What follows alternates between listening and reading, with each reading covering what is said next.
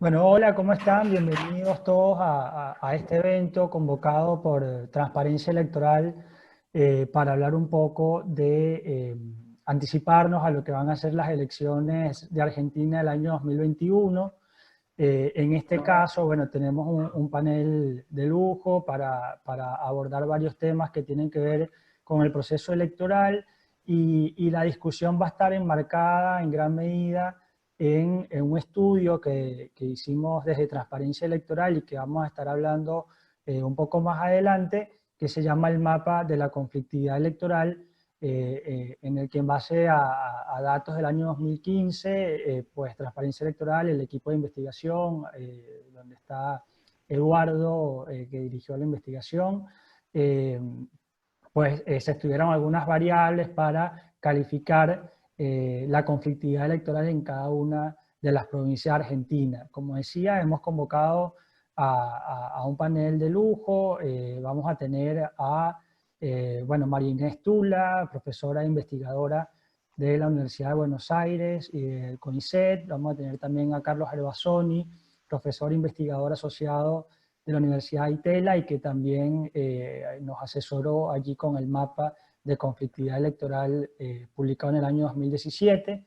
Vamos a tener a Leandro Querido, que es director de Transparencia Electoral y también parte del equipo de investigación del mapa, y a Eduardo Repillosa, que es el director de investigaciones de Transparencia Electoral, y fue el principal encargado también del tema de la investigación del mapa de la conflictividad electoral. Vamos a hacer prácticamente el orden inverso en el que los presenté.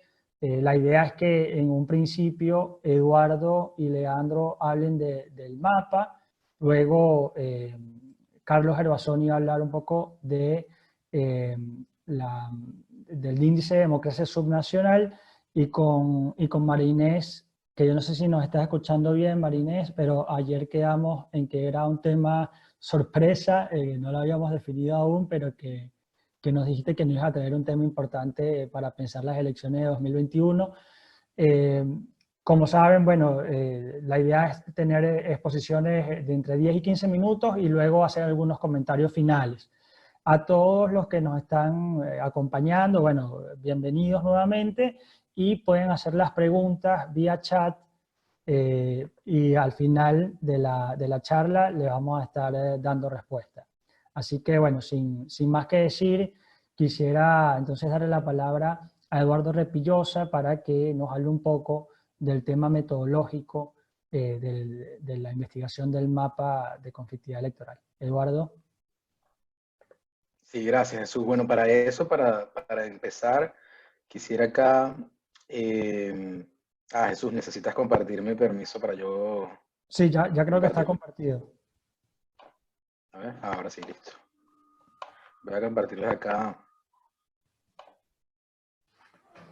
¿Se ve la pantalla? Sí. Perfecto. Bueno, Jesús me parece que ya hizo una introducción bastante breve del trabajo. Este fue un trabajo que se publicó en 2017 y se hizo en base a las elecciones generales de 2015. Nosotros diseñamos una metodología que diera cuenta un poco de la dimensión política de las elecciones, ¿no? Nosotros para eso nos valimos hicimos uso de algunas variables que algunas las pudimos operacionalizar y otras no. De hecho, las que porque tuvimos algunas limitaciones con respecto a la recaudación de cierta información, en especial las que tienen que ver con las denuncias recibidas por los tribunales electorales de cada distrito y además las recibidas por el Ministerio Público Fiscal. Nosotros recibimos respuestas como un poco mixtas. En algunas recibimos información parcial, otras recibimos información bastante completa, y de otras secretarías no hubo respuesta alguna. Entonces, bueno, por eso no pudimos factorizar o tomar en cuenta esa variable al momento de justo de calcular lo que era la conflictividad electoral en cada distrito. pero lo que hicimos fue tomarlo para ponderar en el análisis final, en las conclusiones. Lo utilizamos para análisis cuantitativo en cada uno en cada uno de los distritos.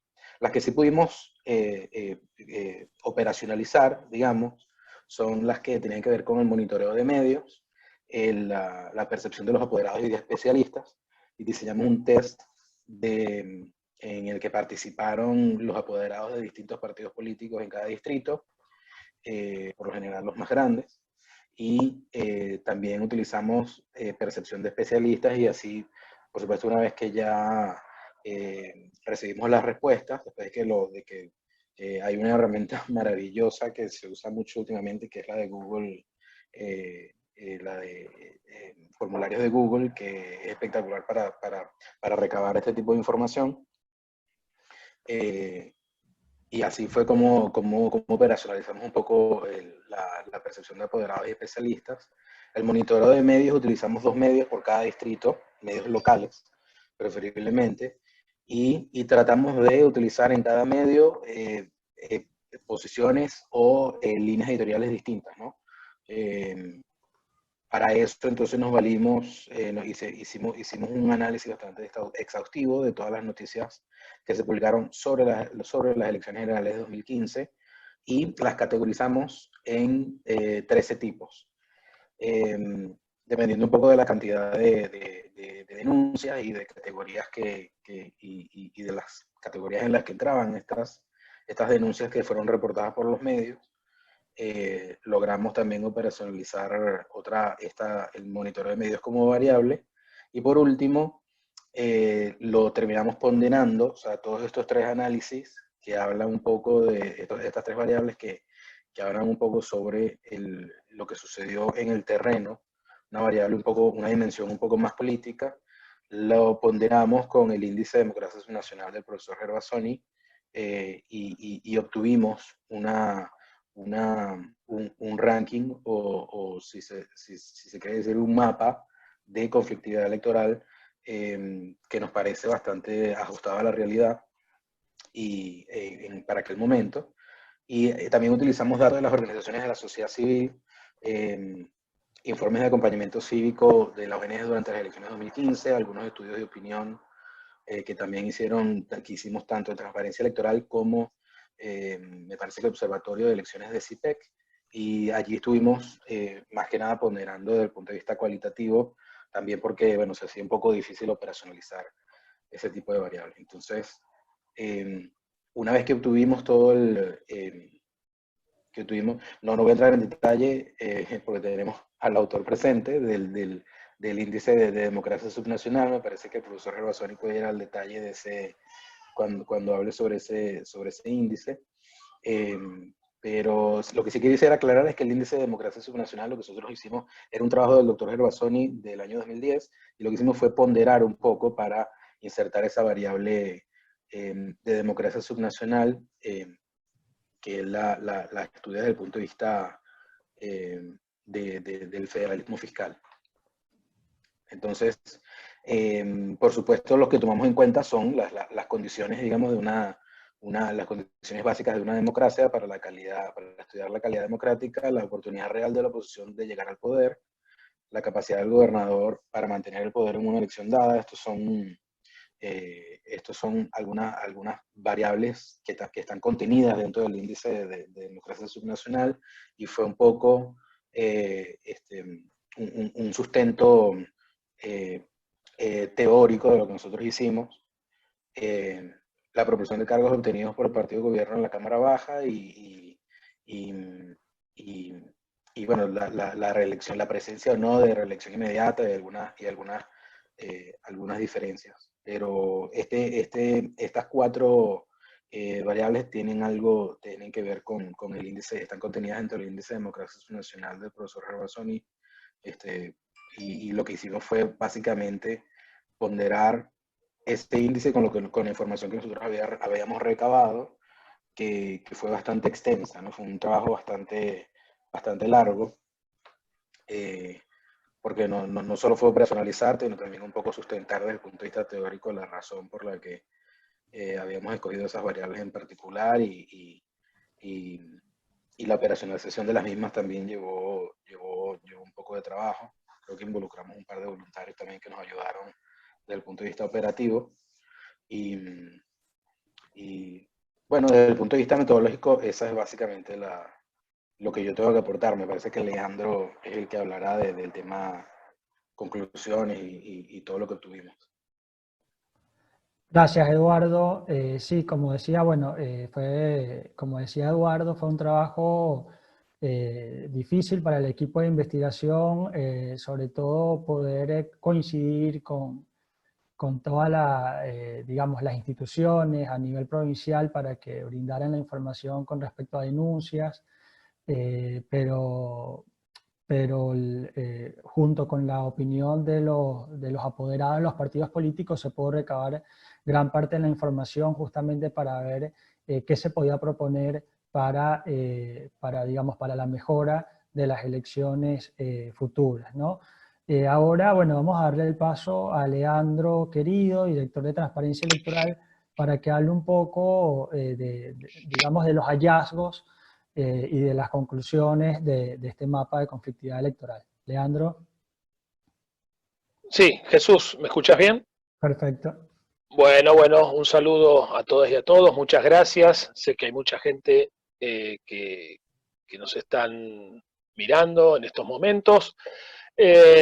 Acá tengo los resultados, yo quiero decir algunas generalidades, pero si querés vamos primero al cruce de variables que recién mencionaba Eduardo, para, bueno, no quedarnos con la inquietud, ¿no? Es decir, para mostrar directamente los resultados, y aquí ya se los ve en este ranking, que como dijimos, se analizan los 24 distritos electorales de nuestro país, con una calificación que va de 0 a 1, siendo 0 alta conflictividad electoral y siendo 1 baja conflictividad electoral. Por lo tanto, tenemos algunos distritos de nuestro país que tienen serias dificultades o un marcado déficit democrático, ¿no? Estamos hablando de provincias como La Rioja, Santiago del Estero, Formosa,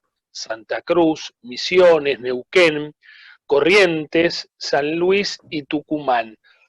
Después tenemos un grupo de provincias que están en el medio. Esto es como una suerte de índice de democracia de The Economist, ¿no? Que marca regímenes directamente, bueno, no democráticos a algunos democracias imperfectas y en otros casos democracias plenas. Bueno, quizá en amarillo podríamos hablar de democracias imperfectas, ¿no?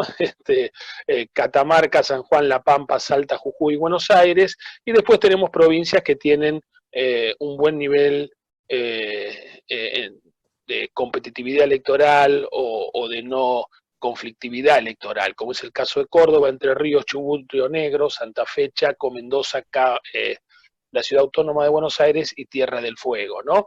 Esto obviamente es muy dinámico. No estoy diciendo que los países, que las provincias en rojo sean, porque recién hice una comparación con el índice de democracia, que sean sistemas no democráticos, ¿no? Digo, bueno, aquí estamos hablando de que todos se inscriben en un país democrático como es la Argentina, pero que sí tienen marcados problemas desde el punto de vista de la institucionalidad democrática. Si querés pasemos, Jesús, a ver, no sé si... Pero yo me quedaría, mira, yo me quedaría con esta imagen y voy, si te parece, a las cuestiones más generales. Transparencia Electoral es una organización que viene trabajando desde hace mucho en cuestiones vinculadas con observación electoral ciudadana. La verdad que nuestro trabajo se concentra en el exterior, es decir, nosotros seguimos el cronograma electoral de América Latina y generalmente estamos muy presentes en las elecciones de la región. Y claro, cuando hay elecciones en Argentina también nos ocupamos de ellas. La verdad es que los sistemas electorales son fundamentales en todo régimen democrático, sobre todo porque marcan las fronteras entre representantes y representados. Cuando esa frontera es muy distante entre ambos sectores, estamos ante sistemas prácticamente no competitivos o con serios problemas democráticos. Y en esos casos, cuando los sistemas electorales son muy enrevesados, cuando la letra chica pone en entredicho el ejercicio de los derechos políticos de cualquier ciudadano, podemos decir que los políticos o los representantes en realidad se hacen elegir, es decir, la ciudadanía no los elige, sino que estos se hacen elegir. Y tenemos dos grandes grupos en América, los países que son federales y por lo tanto tienen también en distintas intensidades un federalismo electoral, como es el caso de Estados Unidos, su versión más radical. Después tenemos los casos de México, Brasil y Argentina. Y después tenemos los centralismos electorales, ¿no? Perú, Ecuador, Bolivia, Venezuela, Chile. En este segundo grupo, cuando tenemos un país con problemas de institucionalidad democrática, las autoridades electorales van a tener esos mismos problemas. Por lo tanto, está todo centralizado, ¿no? Es decir, forma todo un mismo entramado. Entonces, podemos tomar la parte por el todo o el todo por la parte, porque el centralismo es como que homogeneiza la situación.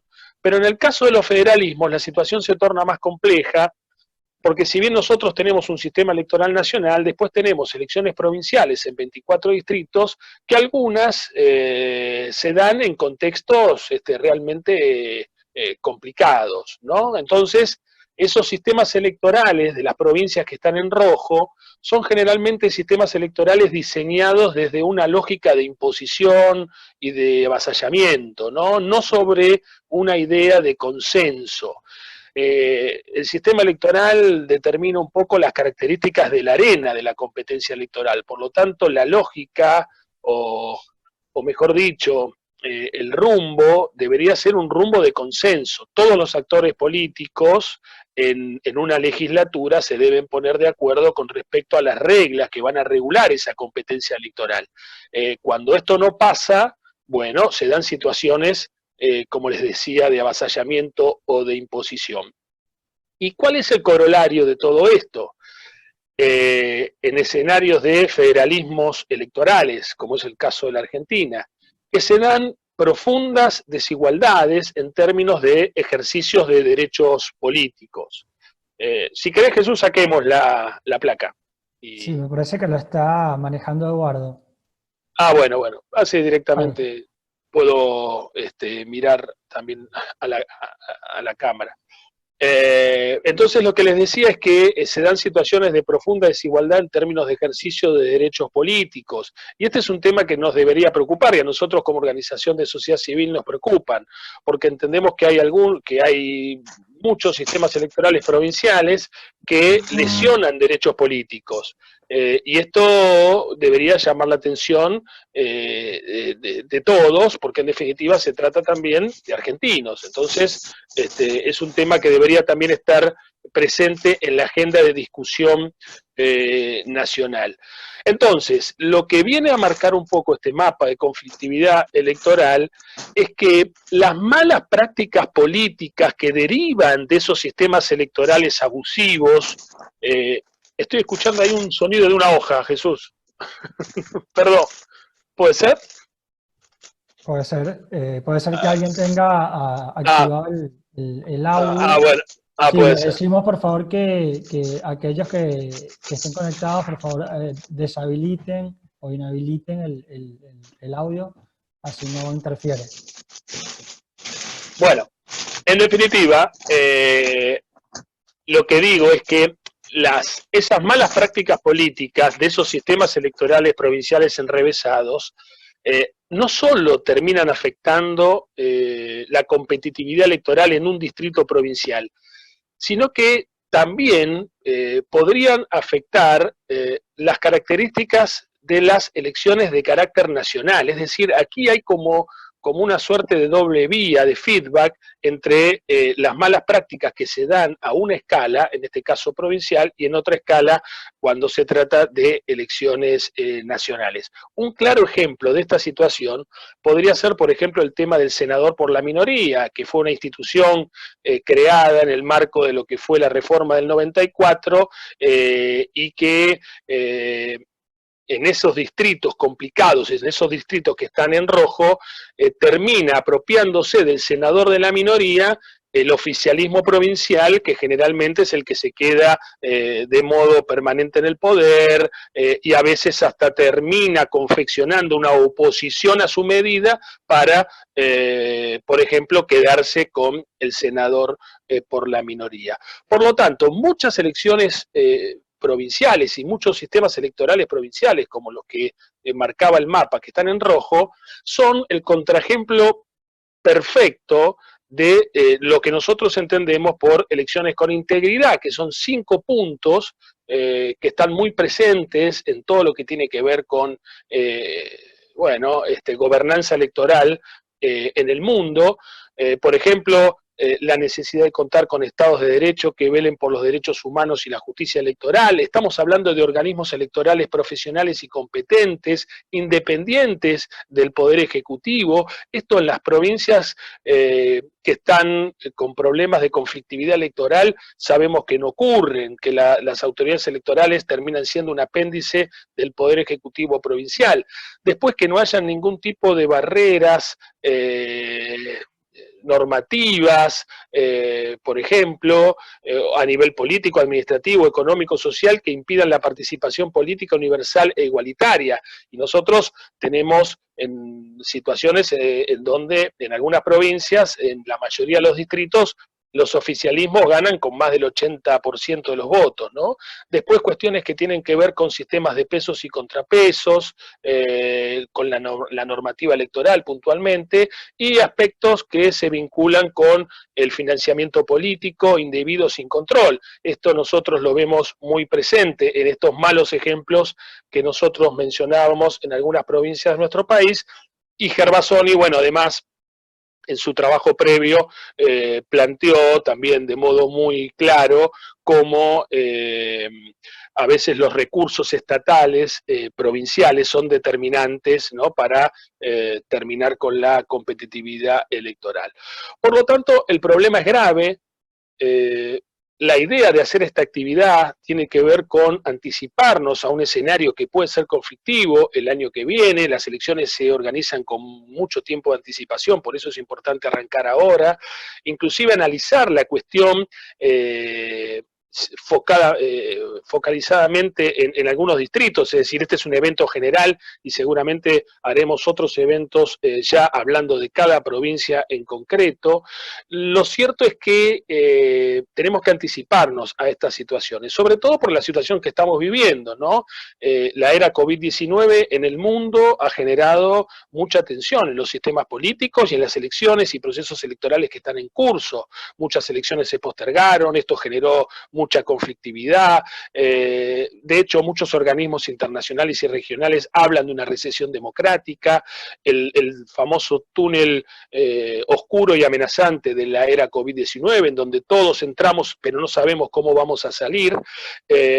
Y en esta situación en donde hay estados de excepción virtuales, donde hay muchas medidas abusivas desde el punto de vista institucional, violencia institucional de todo tipo, situaciones de mucha incertidumbre, bueno, hay que analizar cómo se empieza a implementar el proceso electoral del año que viene, no solo a nivel nacional, sino a nivel provincial, en todas las provincias que yo les mencionaba, ¿no? A veces se usa el argumento de las autonomías provinciales como defensa, ¿no? Digo, para que no haya una mirada general acerca de cómo se realizan los procesos electorales en esas provincias en rojo, y la verdad que ese es un argumento que suena a pretexto, ¿no?, justamente para continuar con esas prácticas que reproducen el poder de una manera, ¿no? Es decir, no se puede apelar a la autonomía provincial para terminar llevando adelante atropellos que lesionan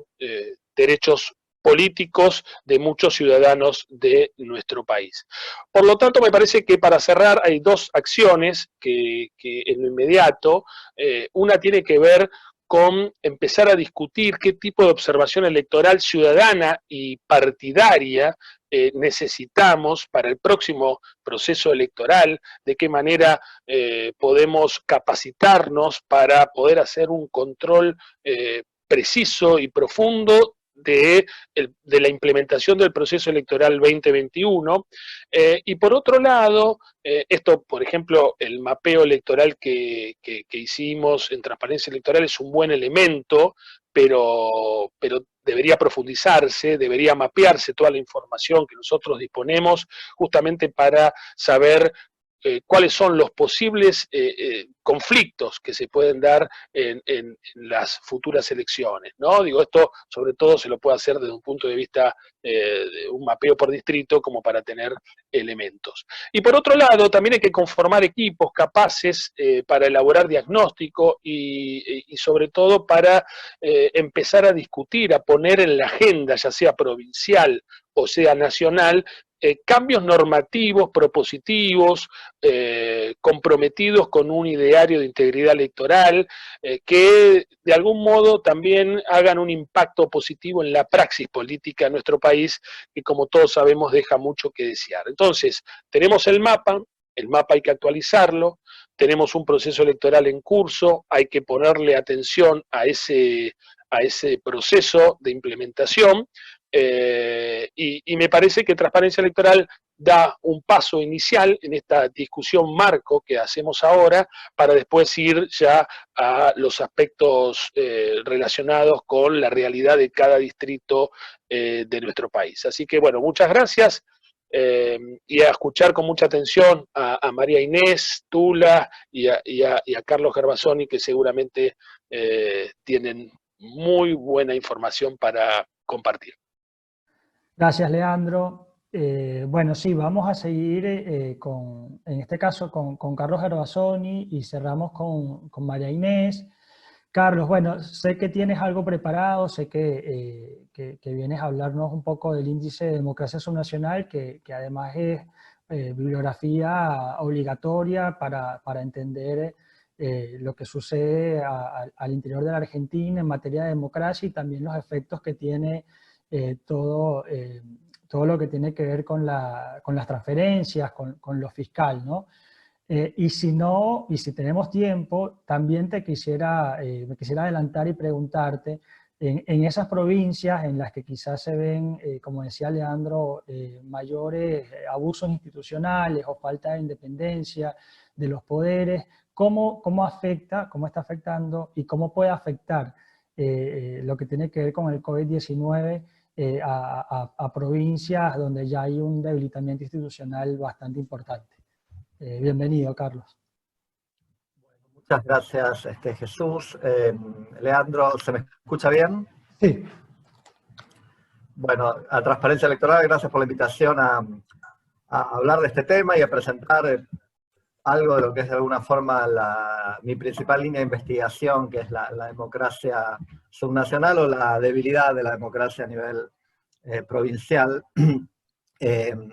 Voy a tomar fuera de libreto un comentario de Leandro sobre la autonomía provincial, ¿no? La democracia y el federalismo se encuentran de una forma difícil y conflictiva, no en la Argentina solamente. Si ustedes piensan, la guerra de secesión estadounidense, que es en donde todos nos referenciamos para empezar a estudiar democracia subnacional, ¿no? Porque era un país democrático que tenía esclavitud en unos 11 o 12 estados en el sur, y el argumento de los estados esclavistas es: tenemos derecho a la autonomía.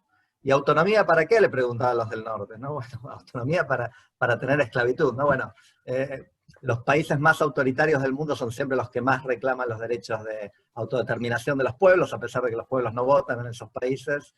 Y en las provincias argentinas pasa algo parecido, ¿no? Las provincias menos democráticas son las que más celosamente defienden su autonomía, y tienen muchas. Las provincias argentinas son provincias muy poderosas contra el estereotipo. Por ejemplo, para poner un caso bien clarito, México, que es un país federal, En México los gobernadores no pueden tener reelección indefinida como tienen acá 4 o 5 provincias argentinas. No pueden reformar sus constituciones como hicieron todas las provincias argentinas, menos 2, para permitir reelección del gobernador. Entonces la autonomía es muy importante. De hecho, la manipulación de las instituciones electorales para, como dijo Leandro, creo que la expresión fue, los gobernantes se hacen elegir más que son elegidos. Bueno, uno puede forzar las instituciones electorales hasta casi hacer que el voto sea un poquito irrelevante, ¿no? Y eso ocurre en federalismos con mucha autonomía como el argentino, ¿no? Bueno, voy a efectivamente usar calculo que van a ser 15 minutos para mostrar un PowerPoint. Voy a compartir pantalla y voy a... ¿están viendo, sí, viendo mi claro. PowerPoint? Sí. Perfecto, bueno. El título, dejé el título general del panel porque de esto es lo que voy a hablar. De alguna forma la baja densidad democrática a nivel provincial en la Argentina. Voy a decir en primer lugar que acá hay una relación que a veces se entiende un poquito confuso o mal entre competitividad electoral y democracia, ¿no? A menudo la competitividad electoral es pensada como algo que tiene que ver con el sistema de partidos, y desde ya algo de eso hay, ¿no? Pero yo voy a argumentar que más profundamente, cuánta competencia electoral hay o no hay en una provincia o en un país, manifiesta cuánta democracia de verdad hay, cuánta democracia subyacente hay, ¿no? Si hay un nivel alto de democracia, esto es, hay elecciones libres, hay libertades políticas de prensa, asociación de ideas, etc., y hay límites al poder ejecutivo, hay pesos y contrapesos, entonces hay competitividad. Eso ocurre casi espontáneamente. Siempre hay gente con ansias de llegar al poder, forman partidos políticos, compiten, y hay gente que vota por esos partidos. Un bajo nivel de competitividad electoral, especialmente si es sostenido en el tiempo, indica casi seguro un bajo nivel de democracia. Es un muy buen indicador de un bajo nivel de democracia el hecho de que siempre gana el mismo, con grandes mayorías, etc.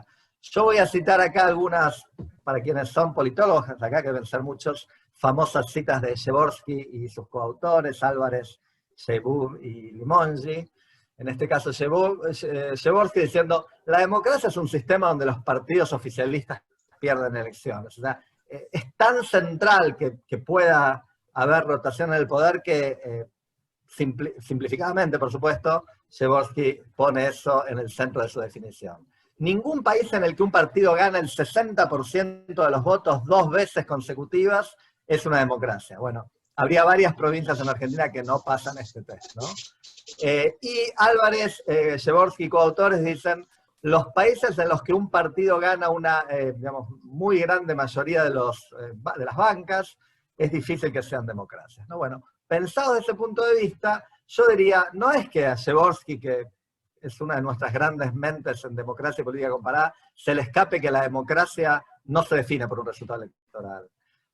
Pero también saben que un resultado electoral sistemáticamente favorable al oficialismo, una baja competitividad electoral, es un típico efecto de la debilidad o ausencia de una democracia real, y el ejemplo que todos usamos clásicamente, si en México había, antes del año 2000, elecciones para presidente todos los años, etcétera, partidos opositores, etcétera, pero no había competitividad electoral porque no había democracia de verdad, ¿no? Acá tomo una cita de mi libro, que todo lo que voy a presentar básicamente viene del libro que ahora voy a mostrar. Si aceptamos que la democracia requiere una oposición que tiene alguna chance de ganar el gobierno como consecuencia de elecciones, entonces provincias como Formosa, La Rioja, San Luis o Santa Cruz, donde el mismo partido ha controlado la gobernación 10 mandatos consecutivos, desde el 83 para acá, a menudo con más de 2/3 de los votos, son menos democráticas que otras provincias como Entre Ríos o Mendoza, donde diferentes partidos se han alternado en el gobierno y donde los oficialismos casi nunca obtienen más del 50% de los votos. Río Negro, Tierra del Fuego, etc. Hay muchos ejemplos de esto, ¿no?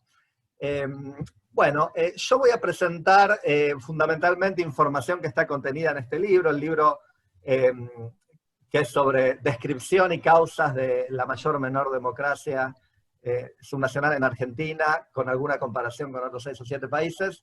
Es del 2018, con lo cual los datos son anteriores a eso. Algo voy a decir sobre cuestiones más actuales.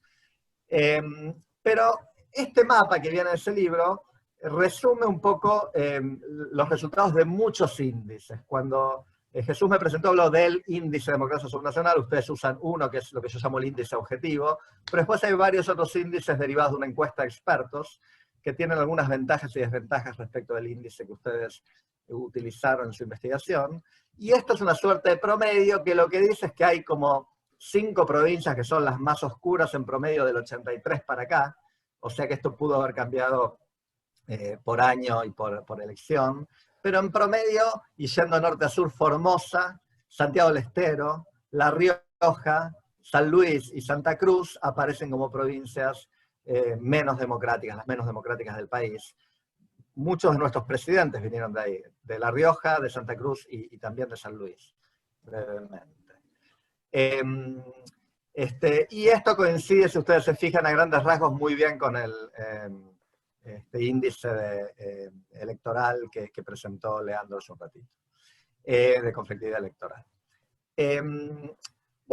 Si hacemos el índice de Przeworski, coautores, el más básico, que es esto de que haya elecciones competitivas y que en algún momento el oficialismo pierda elecciones, yo acá presento una tabla del libro un poquito actualizada, donde, bueno, básicamente vemos que hay 7 provincias en donde esto nunca ocurrió. El oficialismo nunca perdió elecciones del 83 para acá, en Formosa, La Pampa, La Rioja, Neuquén, San Luis, Santa Cruz y Santiago del Estero. En Santiago del Estero hubo rotación vía intervención federal, pero nunca el oficialismo perdió elecciones, y el actual oficialismo, que se supone que es diferente del oficialismo de Carlos Juárez, gana elecciones muy, muy cómodamente, mucho más todavía que Carlos Juárez. En las demás provincias ha habido una o más rotaciones del 83 para acá, y esto es un primer criterio de demarcación.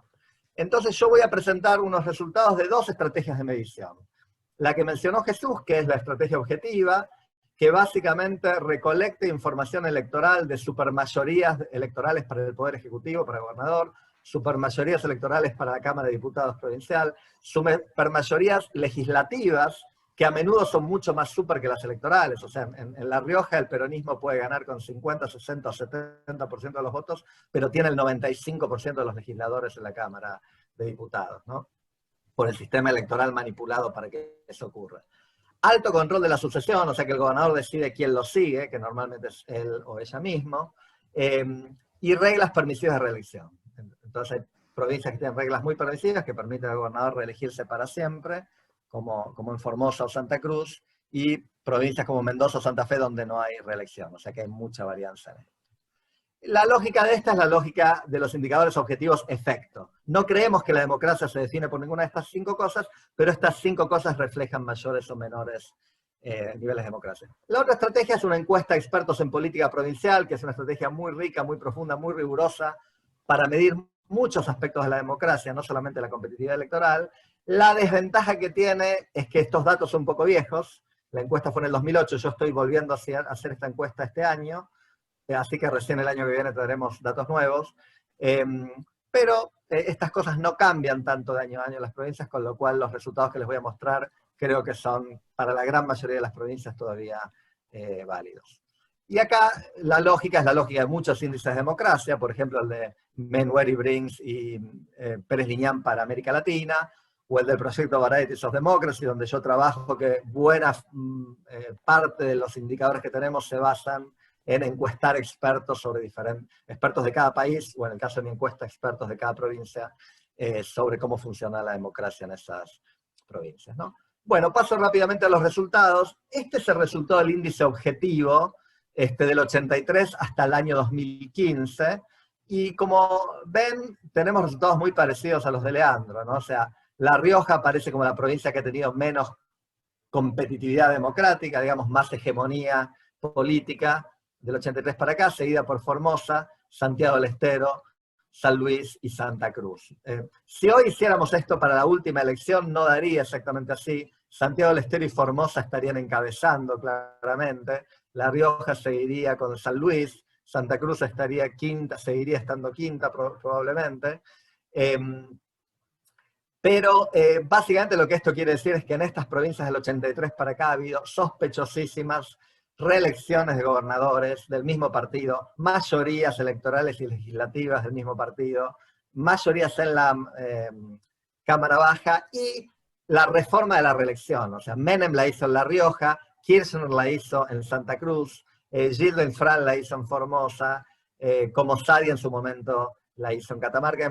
Esto es, es muy claro, ¿no? Donde los gobernadores pueden y tienen suficiente poder, hacen esto. En el 83 ninguna provincia argentina tenía reelección. Esto, en cambio, son los datos de la encuesta de expertos. Acá lo que les estoy mostrando son 19 dimensiones de la democracia que mide la encuesta de expertos, por eso digo que es más rica para medir la encuesta de expertos, aunque los datos sean más viejos, y para un solo momento en el tiempo. Pero lo que quiero que noten de esto, no podemos hablar de los 19, no hay tiempo, pero quiero mostrarles que acá un semáforo, ¿no? Un semáforo. Abajo en verde puse elecciones libres. Básicamente lo que está ocurriendo acá es que cuanto más cerca estás de uno, a la derecha, más democrático es. Y ese rango que ustedes ven indican las 24 provincias, ¿no? Por ejemplo, la discriminación de minorías que aparece abajo de todo está entre 0,8 y 1, lo cual significa que en ninguna provincia hay muchos problemas con este tema, de acuerdo a los expertos. Las elecciones limpias, en el sentido de que se cuenten bien los votos y ese tipo de cosas, no están tan mal. Hay algunas provincias que aparecen por la mitad de la tabla, de acuerdo a los expertos, pero la mayoría están de la mitad para arriba, ¿no? Cuando nos vamos al área amarilla, lo que les estoy mostrando es cosas que de alguna forma son lo que voy a llamar después fraude sofisticado. No es que contamos mal los votos o no dejamos votar a alguna gente. Algunas de esas cosas pasan desde ya, pero hay estos índices que yo llamo incumbency advantage, o sea, ventaja del oficialismo, control blando de los medios y sesgo de los medios a favor del gobierno. Cuando uno va a San Luis y ve que el único diario de papel que hay es propiedad de los Rodríguez Sá y está dirigido por una persona que se llama Rodríguez Sá, que es el hijo o sobrina, ya no me acuerdo hoy quién está, de uno de los dos Rodríguez Sá, y que todo el sistema de medios tiene un enorme sesgo pro gobierno, siempre hay algún sitio de internet, algún diarito de distribución gratuita, pero en general los grandes medios están muy pro-oficialistas. Es muy difícil para la oposición ganar una elección. Cuando todo el aparato del Estado está a favor del gobierno, cuando todos los empleados públicos sienten que tienen que votar por el gobierno para mantener el cargo, y en estas provincias tiende a haber muchos empleados públicos, entonces acá hay un área amarilla. Y el área roja, que no tiene tanto que ver con la competitividad electoral, la que peor dio en la encuesta de expertos, lo que está más hacia la izquierda, es el área de pesos y contrapesos. Los controles legislativos, judiciales y de agencias de accountabilidad horizontal son las tres cosas que peor dieron en la encuesta de expertos, mostrando que realmente hay mucho poder concentrado en el gobernador, que por eso después puede cambiar las reglas electorales como él o ella quieran. Les voy a mostrar ahora algunos resultados más por provincia. Y acá esta es la principal, estos gráficos vienen del libro y quiero, digamos, este es el principal. Tendría muchos para mostrarles, pero de alguna manera, si tuviera que elegir uno, me quedaría con este. Fíjense que acá hay un eje Y que muestra el índice de elecciones libres, elecciones fair, elecciones justas, ¿no? Y en el eje X, en cambio, tenemos el índice de ventaja de campañas, que es un índice que se forma con los sesgos de los medios, el acceso a recursos de campaña, etcétera, de acuerdo a lo que opinan los expertos en cada provincia. Y fíjense que en el índice de elecciones justas, la que peor está es Formosa, pero está por la mitad, por decirlo así, ¿no? Todas las provincias están de la mitad para arriba. Mientras que en el índice de ventaja de la campaña del oficialismo, la mitad de las provincias están por abajo de la mitad. O sea, hay un montón de provincias como San Luis, Jujuy, Formosa, Santa Cruz, etcétera, que aparecen muy mal evaluadas en esto respecto a los expertos. En otras palabras, hay más fraude sofisticado de sesgar a los medios, de usar los recursos del Estado, de tener mucho más recursos para hacer campaña que la oposición, que fraude craso, que sería robarle votos cuando contamos los votos a la oposición, ¿no? Si sigo con esto, bueno, acá tenemos algo sobre los medios y vemos que los dos índices acá son cuestiones sobre cuán balanceados son los medios, y vemos que tenemos de Santa Fe y Córdoba, arriba a la derecha, la capital federal, o inclusive Río Negro y provincia de Buenos Aires, donde los expertos reportan un ambiente mediático bastante plural y neutral, hasta San Luis, que en esto es la que peor apareció, con un sistema de medios súper controlado, ¿no? Y súper pro-oficialista. Y acá les muestro lo que les decía que es la dimensión más débil de la democracia subnacional en la Argentina, de acuerdo a la encuesta de expertos, que es dos ejes que uno muestra el control legislativo sobre el gobernador, en qué medida el legislativo controla algo o tiene algún poder real para limitar el poder del gobernador, y lo mismo para el Poder Judicial, la Corte Suprema de cada provincia y los tribunales de esas provincias, que como muchos de ustedes saben, en muchas provincias son un chiste, como en algún momento fueron un chiste en Argentina y la Corte Suprema tenía mayoría automática para el presidente Menem. Bueno, la Corte de Santa Cruz estaba integrada por Zanini, ese tipo de cosas, ¿no? Las cortes provinciales en muchas provincias son un chiste, son amigos o subordinados del gobernador. Y eso se ve que en realidad afecta a muchísimas provincias. Si se fijan, salvo Mendoza, capital federal, y alguna otra, todas aparecen en el cuadrante inferior izquierdo, indicando que en casi ninguna provincia argentina hay muchos controles legislativos o judiciales sobre el poder del gobernador.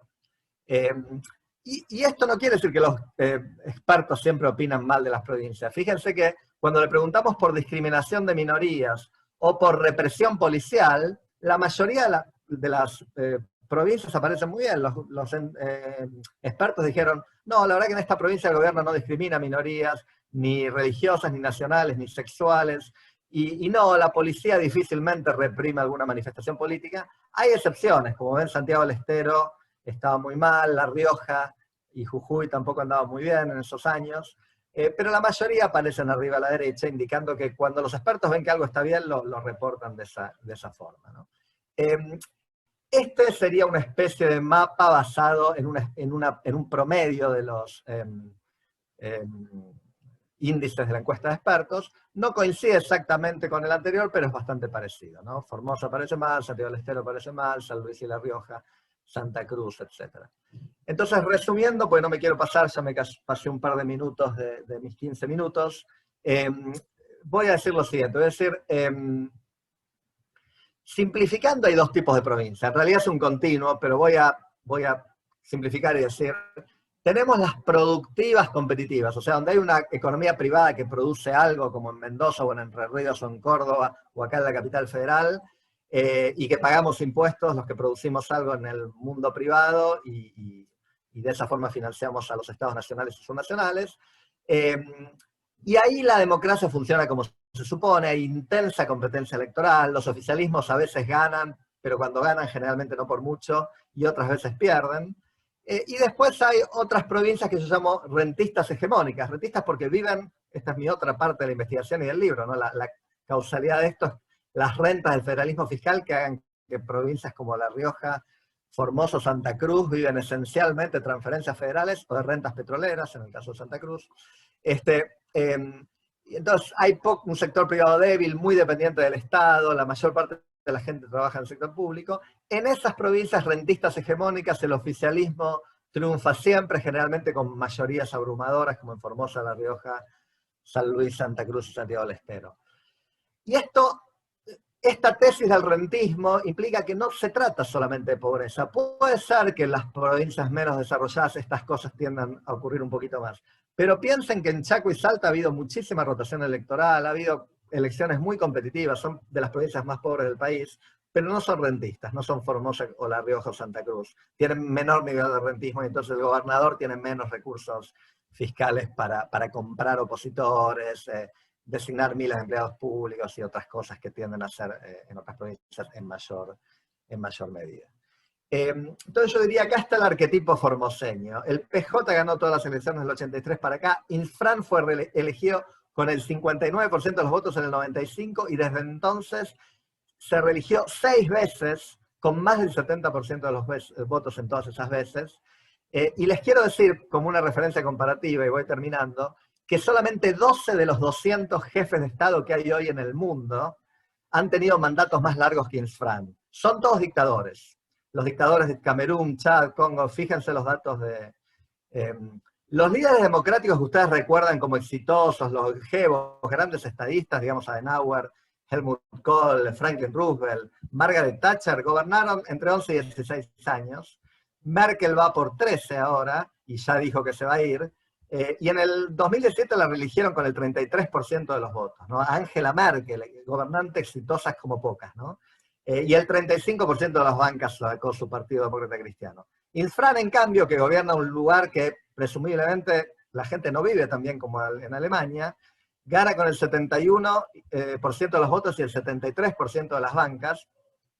Y a la elección del 2017, y esta la puse porque las que vienen en el 2021 y que hoy nos convocan son legislativas, no son de gobernador, no estando su cargo en juego, ganó con el 62% de las legislativas y con eso obtuvo el 67% de los cargos, 10 de 15 legisladores, ¿no? Así que, bueno, yo termino acá diciendo que lo que han hecho estos gobernadores en lugares como La Rioja, o Formosa, o Santa Cruz, es crear sistemas donde hay tanta dependencia económica del gobierno e instituciones legislativas y electorales tan favorables al oficialismo, que salvo un shock muy grande, como fue la intervención federal en Santiago del Estero en su momento, nunca cambia el gobierno, y es muy difícil deshacer estos sistemas, ¿no? Son muy hegemónicos y cuesta creer que dejen de ser. Bueno, gracias de nuevo a Transparencia y a disposición si hay preguntas. Carlos, muchísimas gracias. Muy interesante y muy simpático, por decirlo de alguna manera, ese último dato de los líderes que han tenido un mandato más largo que el de Gilles Infran, ¿no? Con respecto a las preguntas, vamos a dejarlo para el final. Invitamos nuevamente a todos los que nos están escuchando a que en caso de tener alguna pregunta, algún comentario, lo hagan como lo han venido haciendo a través del chat. Y bueno, por último vamos a darle entrada a María Inés Tula. Habíamos tenido algunos problemas al principio, María Inés, pero creo que ya estarían resueltos. Sí, ¿me escuchan bien? Ah, perfecto. Bienvenida, María Inés. Sí. Bien. Bueno, mi tema era el tema sorpresa, ¿verdad? No, por eso no lo anuncié. Claro. Bueno, a ver, bueno, con mi tema sorpresa voy a tratar de completar o de complementar lo que han venido diciendo Eduardo, Leandro y Carlos, porque, digamos, me tomé el trabajo de, a ver, ¿cómo podemos analizar las elecciones, ¿no? Obviamente, esto que venimos discutiendo, una elección no hacia la democracia. Y entonces, pero son necesarias y tener que analizar qué tipo de elecciones son las que nosotros necesitamos para generar regímenes democráticos y poder empezar a partir de hablar de esa base. Entonces, a ver, yo pensé algunos puntos, después me gustaría complementarlo con algo, digamos, de lo que estuvo trabajando Carlos, quizás por ahí más como pregunta que como un complemento. Pero bueno, a ver, ¿cómo empezar a debatir esto, ¿no? Porque a mí me parece que las elecciones, los procesos electorales, el sistema electoral como un atributo importante dentro de las elecciones, son elementos de mucha complejidad y donde no solamente es un tema técnico, sino además interactúa con otras dimensiones y con otras variables, con lo cual lo complejiza mucho más. Entonces me parece que lo importante es tratar de entender cómo se llegan a esos resultados, que es lo que vimos en las tablas que reflejaron Eduardo y Carlos. Y yo lo que les propongo primero es hablar, a mí me parecía importante, primero presentar algunos conceptos, yo tomé 3, pero puede haber más, 3 conceptos para empezar a dimensionar a las elecciones sobre la base de estos 3 conceptos, y después elementos para el debate. Esos elementos para el debate sí están más relacionados con el sistema electoral como un elemento esencial dentro de las elecciones, ¿no? Entonces, digamos, dentro de lo que presento como algunos principios o elementos para poder calificar a las elecciones, las 3 que tomo son la transparencia, la integridad y la inclusión, el principio de inclusividad. Con transparencia, normalmente es un concepto que se relaciona con la gobernanza y como una herramienta para combatir la corrupción, pero aplicado al ámbito político electoral es un concepto que se vuelve necesaria, la transparencia, porque lo que permite es identificar e informar sobre las decisiones que se adoptan en una comunidad. Y esto llama mucho la atención. ¿Por qué? Porque desde algunas observaciones, lo que nosotros hemos podido ver y analizar, que no todos saben cuáles son las reglas de juego sobre las cuales compiten. No siempre los votantes, los partidos tampoco, y los candidatos tampoco. Por lo tanto, me parece que ese es un primer elemento para tener en cuenta, ¿no? Por lo tanto, la publicidad de las reglas de competencia dotan y refuerzan al sistema político dándole mayor certeza y sobre todo seguridad jurídica. Entonces me parece que el tema de la transparencia, si uno lo puede operacionalizar, tiene que ir en esa dirección. El segundo principio es el de la integridad, que es un principio que obviamente está ligado al secreto del voto, y el secreto del voto me parece importante analizarlo o definirlo a partir de 3 elementos: libertad, anonimato y no coerción, 3 elementos que definen el secreto del voto. Y la integridad hace referencia a que este voto, que tiene que ser secreto, no pueda ser eliminado, ignorado o de alguna manera tergiversado en la etapa del proceso electoral, en la jornada electoral, en el proceso de recuento, transmisión de resultados, etc. Hay algunos autores que incorporan la cuestión de la integridad, en la cuestión de la integridad también el elemento de una persona, un voto. Esto es que cuando se elige una misma categoría de cargos, esos candidatos que son electos tengan la misma relación en proporción de votos y bancas que se van a elegir, que los estudios han tratado de analizar a partir de lo que se denomina como malapportionment, y esta relación entre la sobre- y subrepresentación que existen entre las candidaturas y el acceso a la representación. Y por supuesto que dentro de esta dimensión de la integridad electoral, un dato muy importante, un resultado muy importante, es que estas elecciones tienen que ser decisivas, ¿no? Estas elecciones no pueden cambiar posteriormente, por lo tanto, un elemento esencial es la decisividad de las elecciones y de sus resultados. El tercer elemento que me parece que empieza a cobrar relevancia hará unos 30 años, es el de la inclusividad, inclusión o inclusividad, y está relacionado con la universalidad, tanto en lo que se refiere al derecho activo como al derecho pasivo. Y este concepto de universalidad lo podemos ver también en lo que se refiere a los votantes como en las candidaturas, ¿no? Y lo que hace a las condiciones de acceso a la representación, en el caso de las candidaturas, como también en facilitar las condiciones de accesibilidad a los votantes para que puedan todos ir a votar.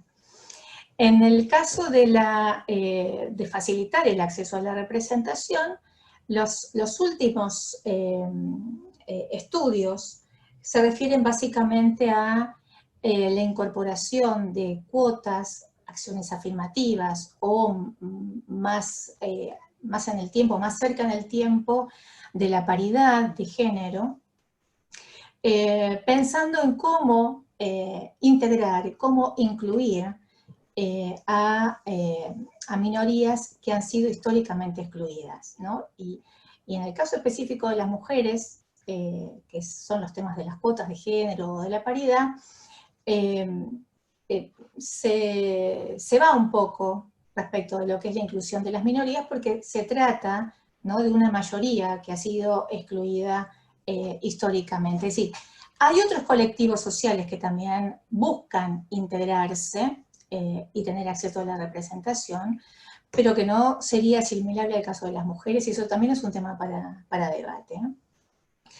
En otros países de América Latina, por ejemplo, esto ha tenido relación con las comunidades indígenas, afrodescendientes, multilingüales, etc.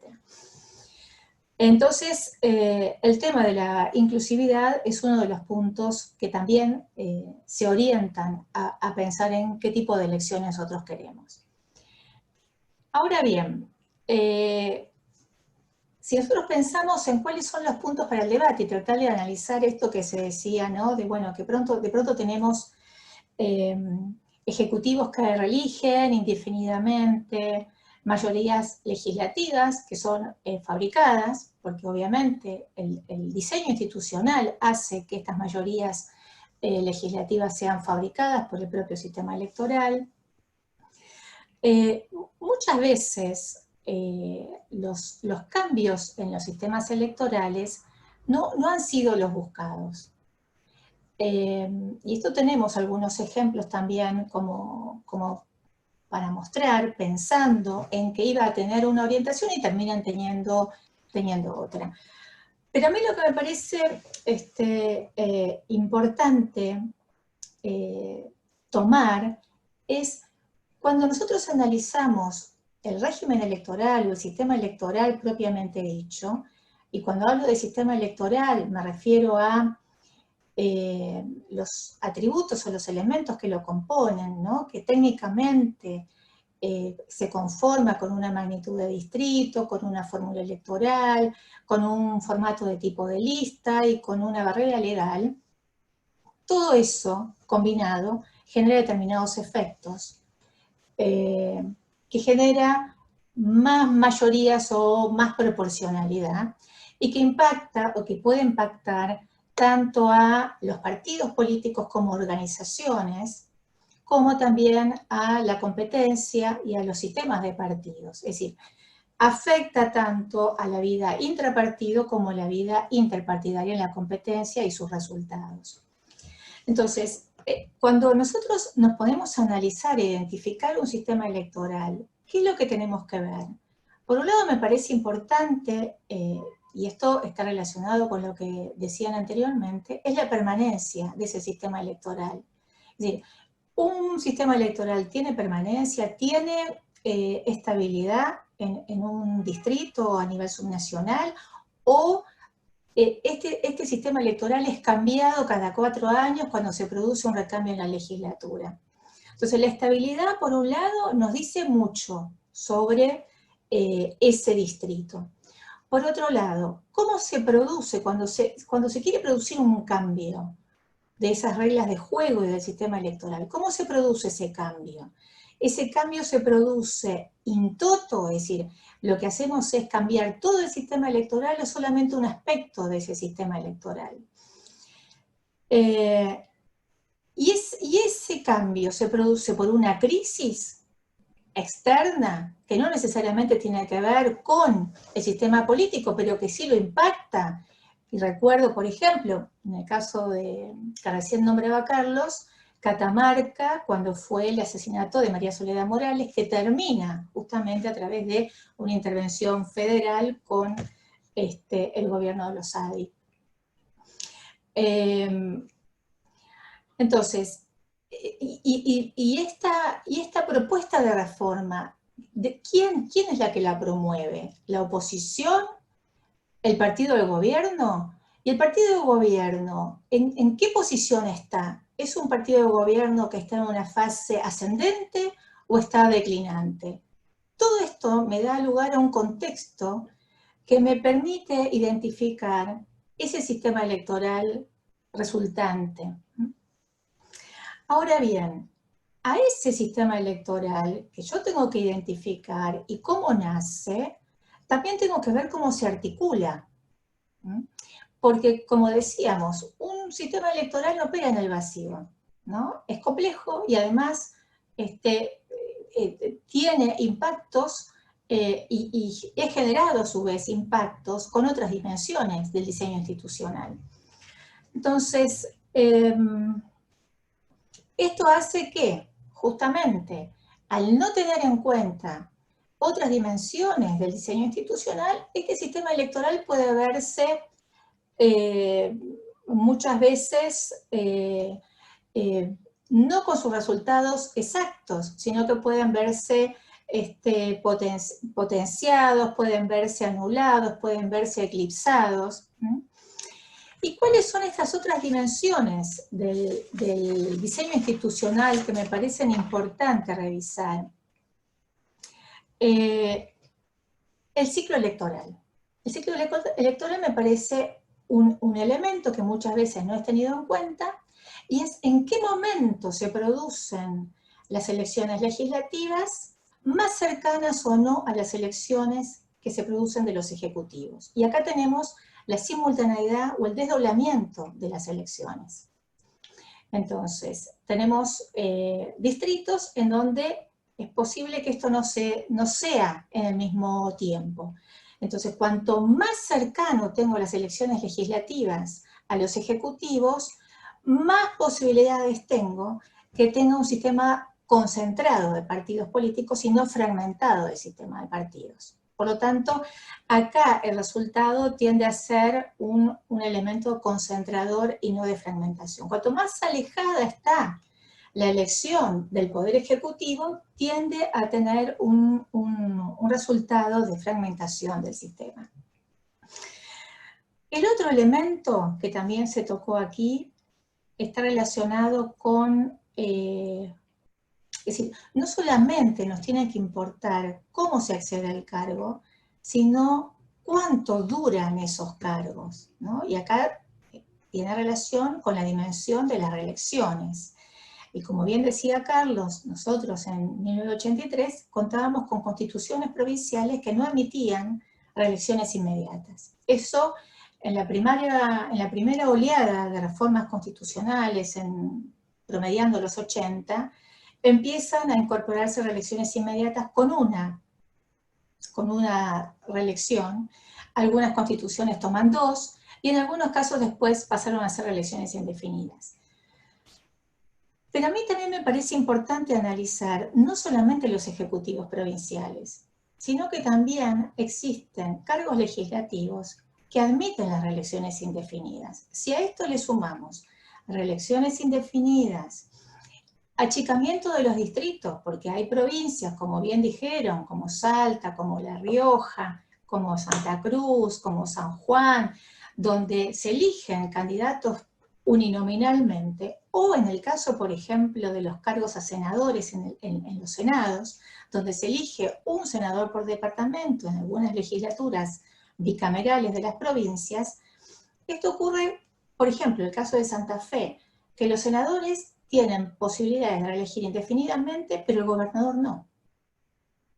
Entonces, la posibilidad también en la construcción del poder que se da con las reelecciones indefinidas, y esta falta o esta ausencia de alternancia con todo lo que también la literatura ha venido bien señalando, de lo que ocurre cuando hay ausencia de alternancia. Esto es un efecto concentrador del poder, un efecto concentrador de los recursos, un acortamiento de las carreras políticas también.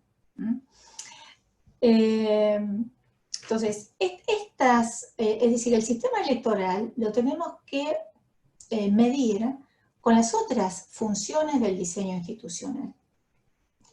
Y por último, está la valoración de los rendimientos que nosotros hacemos de ese sistema electoral en función de qué objetivos se propusieron y qué resultados tuvieron, ¿no? Nosotros podemos leer desde lo que es el régimen jurídico o el régimen electoral, que hay muchas provincias que adoptan en sus constituciones la proporcionalidad. La proporcionalidad como un principio decisorio. Ahora, bien, cuando uno analiza los atributos de ese sistema electoral, lo que ve es un efecto opuesto a la proporcionalidad.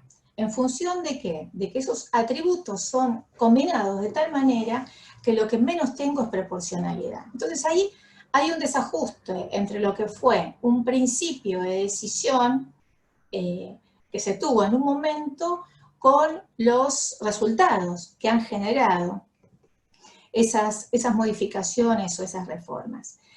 Y en esta valoración del rendimiento me parece importante entonces sí pensar que si la Constitución me dice que se quiere proporcionalidad, lo que se entiende es que, bueno, obviamente tiene que haber, tengo que generar las condiciones para que se genere un pluralismo y tener representación de ese pluralismo. Y por ejemplo, acá lo que tengo que ver es, por ejemplo, ¿se reduce o aumenta el sistema de partidos? ¿Se deja fuera a terceras fuerzas o no? Por ejemplo, en La Rioja. La Rioja que mencionaban tiene magnitudes de distrito pequeñas, pero en el único lugar donde la oposición puede llegar a tener, normalmente eso sucede en los distritos capitales, donde la oposición puede llegar a tener un poco más de bancas, tienen un límite de 5 bancas para que puedan sacar. Entonces, ¿qué incentivos genero yo en la posibilidad de que existan cargos de la oposición? ¿Qué eficacia integradora ha tenido ese sistema electoral en cuanto a los resultados? ¿La competencia ha tendido a generar resultados centrípetos o centrífugos? Entonces, este debate me parece que es muy importante poder analizarlo, siempre teniendo en cuenta también que cuando hablamos del sistema electoral hablamos de intereses y de que acá se ha hablado mucho de los debates que tienen que generar consensos para que esas normas que regulan la competencia puedan generar algún tipo de estabilidad en esos distritos. Pero también hay que tener presente que este sistema electoral, como Sartori lo ha definido en algún momento, dice que es lo más fácil de modificar, ¿no? Sartori habla de manipulación, que es lo más fácil para manipular. Y que justamente lo votan los políticos, que a su vez también tienen intereses creados en función de ese sistema electoral. Entonces, muchas veces nos pasa que cuando nosotros tratamos de hacer un análisis técnico y tratamos de mostrar cuál sería la vía correcta y cuál no, nuestros estudios no tienen mucho impacto en los políticos, más allá de lo que quieren escuchar en función de sus intereses. Y esto me parece que también es importante tomarlo como una dimensión realista de lo que es el sistema electoral en una elección, en una democracia. Y yo los dejo acá para poder debatir conjuntamente algún punto que hayamos visto. Gracias, Marinés, muy interesante. Creo que te pudiéramos decir después o pedir en los comentarios finales algunos comentarios sobre una posible reforma electoral por tus comentarios, sobre todo con el tema de diseño institucional. Y también me adelanto un poco, porque creo que también tiene que ver con lo expresado por Carlos. Y yo creo que se presenta un problema, también se los dejo a ustedes para sus comentarios finales a continuación, de que a veces el diseño institucional no basta para garantizar unos efectos, en este caso proporcionales, y vemos lo que comentaba Leandro, de cómo se manipula el tema del senador por la minoría, ¿no? Cómo hay un diseño institucional que quiere garantizar la participación o la representación de las minorías, y sin embargo hay provincias con una mayoría tan abrumadora y también con una maquinaria tan aceitada que se termina perdiendo el efecto corrector de un diseño institucional que busque algún tipo de proporcionalidad, ¿no? Entonces allí creo que de alguna manera choca lo bien intencionado que puede estar el diseño institucional con una voluntad política de desconocerlo y de ser hegemónico, como expresaba Carlos, si no me equivoco, 7 provincias en las que el oficialismo no ha perdido desde el 1983, ¿no? Entonces, ¿cómo enfrentar con un diseño institucional ese tipo de comportamiento político? Pero se los dejamos para cuando le corresponda a cada uno. Estuve leyendo los comentarios, más que todo, bueno, comentarios que surgen de la discusión, pero quisiera ahora pedirles a cada uno un comentario final de 2, 3 minutos sobre lo que venimos hablando, ¿no? En el caso de Eduardo, para empezar, bueno, quizás te pongo un poco en problemas, Eduardo, pero ¿cómo pudiéramos repensar o fortalecer la metodología del mapa de conflictividad electoral para una posible actualización con los datos de 2019? O sea, ¿qué pudiéramos incorporar? ¿Qué variable quizá no tomamos anteriormente y pudiera fortalecer el mapa en una actualización? Bueno, yo creo que nosotros hicimos, de hecho, al final del mapa, hay unas observaciones y unas consideraciones en torno al sistema político de cada provincia, que yo creo que nosotros lo dejamos, digamos, porque lo que pasa es que el índice de democracia subnacional, el profesor Gervasoni condensa bastantes variables, ¿no? de la dimensión política. Entonces, yo creo que lo que podríamos hacer es buscar, más que depender de algún organismo público, que como el Ministerio Público Fiscal o las secretarías electorales, yo creo que podríamos buscar la manera de poder recabar la información completa sin tener que depender de la respuesta de autoridades y de esa manera operacionalizar también esas dos variables, que no es un dato menor, ¿no? Son la razón por la que nosotros tomamos eso en cuenta en la metodología al momento de formular la metodología, es porque las denuncias que reciben los organismos del Estado son consideradas un indicador también de no solo cómo funciona el Estado, en este caso subnacional, sino también la confianza, digamos, que tienen los actores, todos los actores políticos o sus representantes en torno a esas instituciones. Entonces yo creo que si pudiéramos operacionalizar un poco, si pudiésemos operacionalizar esas dos dimensiones, esas dos variables con las que quedamos cortos, digamos, en la edición de 2017, creo que podríamos fortalecer un poco las conclusiones. Gracias, Eduardo. Carlos, voy contigo, así dejamos a Leandro para comentarios finales. Dos cosas. ¿Cómo explicamos que Argentina es un país que, según el índice de democracia de Economist, a nivel nacional no tiene grandes inconvenientes a nivel electoral, comparado con la región al menos, y después encontramos verdaderos gobiernos subnacionales con características autoritarias, como tú lo decías, y con un diseño también institucional que de alguna manera impide que desde el gobierno nacional se puedan promover reformas hacia lo subnacional, por las consecuencias que puede tener luego esa confederación en el Senado, ¿no? Primero quiero decirte, Jesús, que esto no es raro, ocurre en muchos países. Yo empecé hablando del sistema de Estados Unidos. Estados Unidos siempre fue a nivel nacional una democracia muy robusta, quizás hoy es un poco menos robusta, pero históricamente era muy robusta, y tenía 11 o 12 estados en el sur, en su momento esclavistas, después sin permitir el derecho a voto a las personas afroamericanas, con sistemas de partido único. Los demócratas, que hoy son vistos como los de centro izquierda más progresistas, tenían los sistemas oligárquicos feudales de partido único en todos los estados del sur. Entonces, quiero decir que no es raro, ha ocurrido en otros lugares antes que Argentina. Y hablando de Argentina, vuelvo a otro comentario que hice. Esa combinación de federalismo con democracia es problemática. Las dos cosas son instituciones muy buenas, que tienen muchas ventajas, pero es problemática porque si en algún lado hay poca democracia, ese estado, esa provincia, tiene mucha autonomía para defender sus cosas, ¿no? Y en realidad, en tu pregunta implícito, no creo que vos lo afirmaras, pero se puede leer en tu pregunta que las autoridades nacionales podrían tener interés en democratizar provincias, que es algo que uno escucha incluso en el mundo académico, y que yo digo, no, para nada, nunca el presidente tiene interés en democratizar las provincias. El presidente tiene interés en que le vaya bien a él y a su gobierno a nivel nacional, y para eso necesita el apoyo de las provincias.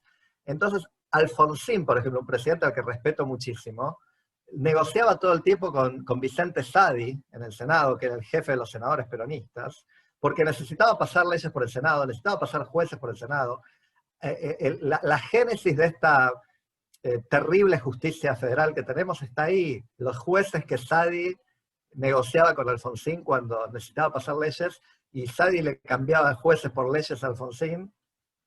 Y entonces Alfonsín no estaba interesado en democratizar Catamarca. Catamarca era un desastre y le intervino Menem 2 años después porque pasó lo que dijo María Inés, el tema del asesinato de María Soledad Morales, pero Alfonsín estaba interesado en los senadores y los diputados de Catamarca, como Macri estaba interesado en los senadores y los diputados de Santiago del Estero, y la gente del PRO de Santiago del Estero te dice, y lamentablemente nos piden desde el gobierno nacional que no hagamos mucha oposición porque necesitan los senadores y los diputados de Santiago del Estero. Entonces, el presidente difícilmente tiene intenciones de democratizar las provincias.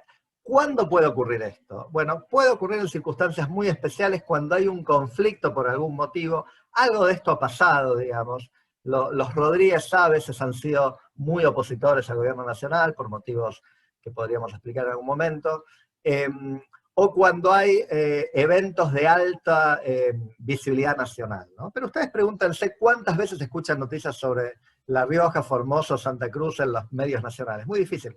Pero cuando hay un asesinato, como el crimen de María Soledad Morales, o los crímenes de la Dársena, que son los que terminaron con la intervención federal de Santiago del Estero y terminaron con el régimen de los Juárez en Santiago del Estero, ahí la intervención fue de Kirchner.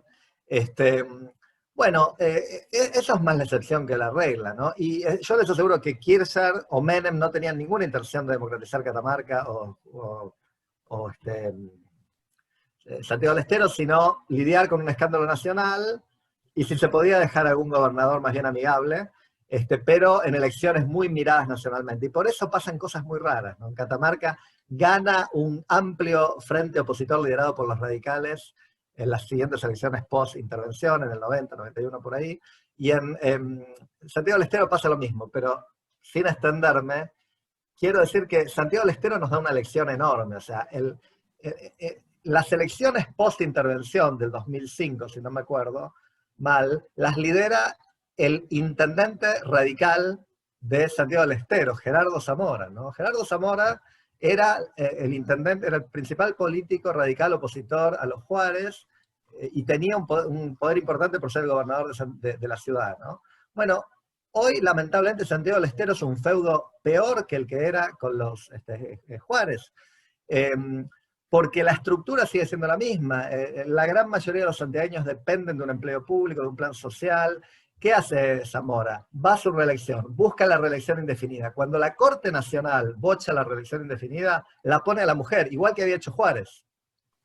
Y cuando él vuelve a gobernar, la manda a la mujer como senadora, y cuando ellos son senadores, y esto es muy importante que todos lo sepan, las 55 personas que veo que hay en este momento, esos son los que nos van a gobernar si se mueren Alberto y Cristina, ¿está bien? Perdón que sea un poco tremendista, pero Gerardo Zamora era el presidente provisional del Senado al final del gobierno de Cristina, ¿está bien? Por voluntad de Cristina. O sea que si Cristina le pasaba algo, venía Vudú, que estaba incendiado judicialmente, no podía asumir, asumía Gerardo Zamora, ¿está bien? Y hoy asume la esposa de Gerardo Zamora si algo de eso ocurriera, porque también por decisión de Cristina, la presidenta provisional del Senado es la esposa.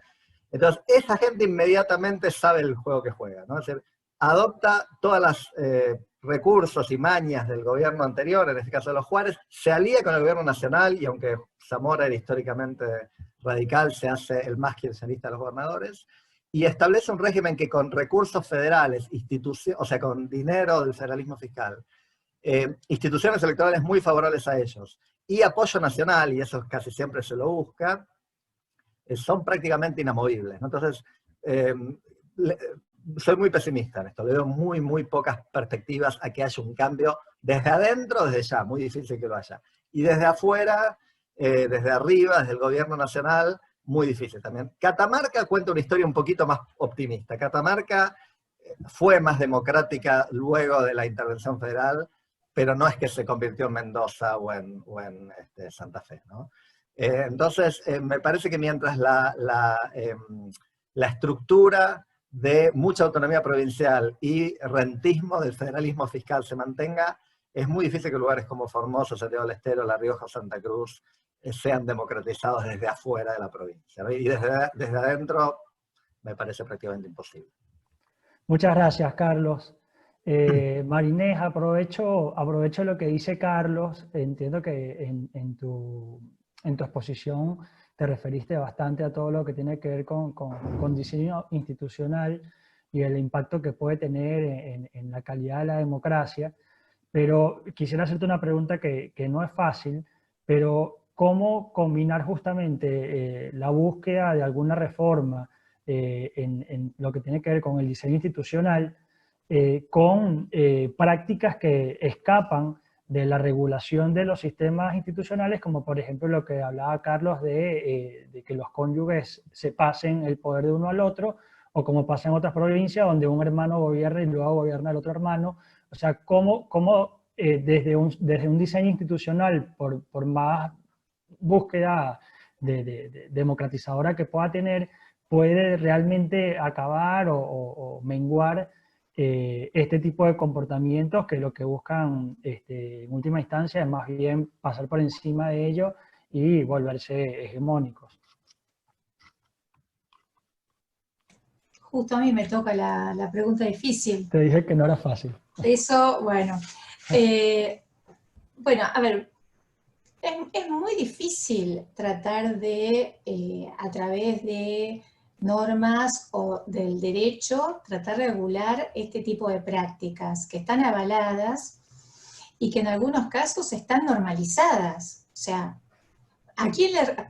para nosotros nos resultan extraños, o sea, pero digo, cuando esas prácticas están normalizadas, tienen que ver más con valores, de cómo están esas unidades subnacionales y sus valores. No tiene que ver básicamente con el derecho, ¿no? Y a mí me parece que eso es muy difícil. Por ejemplo, si nosotros pensamos en una reforma que acá se mencionó, y he visto que en el chat lo han puesto, alguien de Misiones dijo, acá seguimos teniendo ley de lemas a nivel subnacional. La ley de lemas en los 90 fue la reforma más importante que tuvo la Argentina a nivel subnacional, porque llegó a haber 12 provincias que copiaron este modelo, que empezó en San Luis, porque no podían resolver la elección de un senador nacional, que en ese momento se elegía a través de las legislaturas, ¿no? Los senadores, cuando en la Constitución vieja de 1853. Entonces, al borde de la intervención, se apela a este sistema de la ley de lemas para que la gente decida qué senador podía ir al Senado Nacional y desempatar técnicamente una legislatura que no recuerdo cuántos miembros tenía, pero que no podía elegir la sucesión. Eso sirvió para demostrar que cuando un partido en el gobierno tenía problemas internos, ¿sí?, podía apelar a esta reforma para poder ganar, sumar para ganar. Y esto en los 90 hubo muchas provincias, entre ellas Santa Fe, Santa Cruz, que estuvieron crisis políticas importantes, crisis económicas, al borde del juicio político, que apelaron a esta herramienta, a la ley de lemas, para evitar una derrota electoral en situaciones de poder rotar en el gobierno con alguna competencia. Entonces, acá había un objetivo que era claro, es decir, si nosotros incorporábamos la ley de lemas, había posibilidades de retener el gobierno, aún con un partido en el gobierno que estaba fraccionado internamente. Ahora, hubo distritos como por ejemplo La Rioja, que incorpora la ley de lemas, pero no tenía ese problema, porque además pensemos, en los 90 Menem era presidente de la Nación. Ese problema no existía en La Rioja, que ganaba con el 80% de los votos. Entonces, ¿cuál fue el objetivo para incorporar la ley de lemas en La Rioja? Si no corría riesgos de perder. El problema estaba en no generar liderazgos para que puedan generarle algún tipo de competencia al liderazgo en ese entonces de Carlos Menem. Entonces, una misma herramienta permitía, según del distrito que nosotros pensáramos, poder ganar las elecciones y evitar, en los casos en que sí podía ganar, evitar la emergencia de otros liderazgos, cuando en realidad los objetivos de la ley de lemas era que permitía justamente la emergencia de otros liderazgos. Entonces, digo, cuando uno analiza o estudia las reformas en los sistemas electorales, esto tiene que ver con las conveniencias políticas, de los intereses políticos, y eso, digamos, tiene una perspectiva realista. Ahora, tenemos que ubicarlo dentro de estos principios que nosotros analizábamos anteriormente, para poder ver. Y las prácticas y las manipulaciones, tenemos que ver también cuán valoradas están o no en ese lugar. Muchas gracias, Marinés. Por último, Leandro, de manera general, ¿qué elecciones nos esperan en el 2021? Bueno, ¿qué elecciones? Yo entiendo que serán elecciones complicadas, porque hay distritos complicados, ¿no? Y porque hay un contexto también complicado que tiene que ver con una situación, bueno, bastante particular relacionada con la pandemia y con todas las situaciones que se dan desde el punto de vista institucional en el marco de una situación de excepción, ¿no? Por lo tanto, creo que hay que estar muy, muy atentos, y yo lo que quiero, para cerrar muy brevemente, es traer un documento que acaba de publicar la Organización de los Estados Americanos, el departamento que tiene que ver con promoción democrática, que es una guía para realizar elecciones en el marco de la pandemia, ¿no?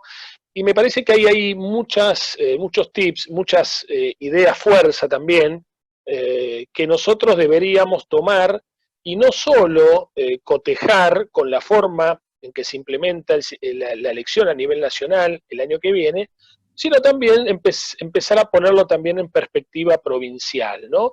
Y yo creo que todas las provincias tienen cosas para mejorar, las que están en rojo, obviamente, pero también las que están en amarillo y también las que están en verde, ¿no?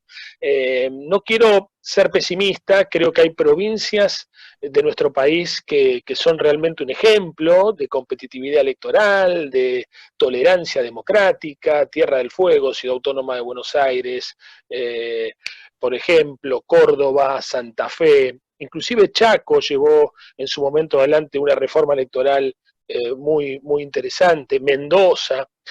Me parece que hay un núcleo de provincias que han sacado algún tipo de diferencia en términos de calidad, ¿no? De su sistema político y de su sistema electoral. Y después tenemos que empujar desde sociedad civil para las que están en el segmento amarillo, traten de ir hacia lo verde y obviamente hacer mucha fuerza para que las que están en rojo traten de pasar a amarillo.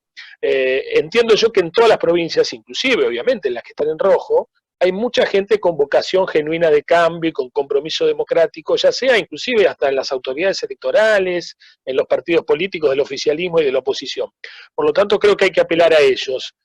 Imagino yo un escenario ahora de muchos encuentros desde nuestra organización, focalizándonos en los 24 distritos de nuestro país, pero de modo puntual, convocando a todos, oficialismo, oposición, autoridades electorales, sociedad civil de las provincias, a empezar a hacer una suerte de análisis FODA del sistema electoral provincial, ver las fortalezas, las oportunidades, las debilidades, las amenazas, analizar todo eso en conjunto, aportar todo lo que nosotros podamos aportar para tratar de avanzar un paso ya sea en las provincias verdes, en las provincias amarillas o en las provincias rojas. Bueno, muchas gracias, Leandro. Gracias a todos los panelistas, los expositores. La verdad que que todo muy interesante. Eduardo, Carlos, Marinés, gracias también a todos los que nos acompañaron por participar, por enviar sus preguntas. Esta charla va a estar seguramente mañana disponible en YouTube, así que la vamos a estar difundiendo y se la vamos a estar enviando. Muchas gracias a todos por participar. Saludos.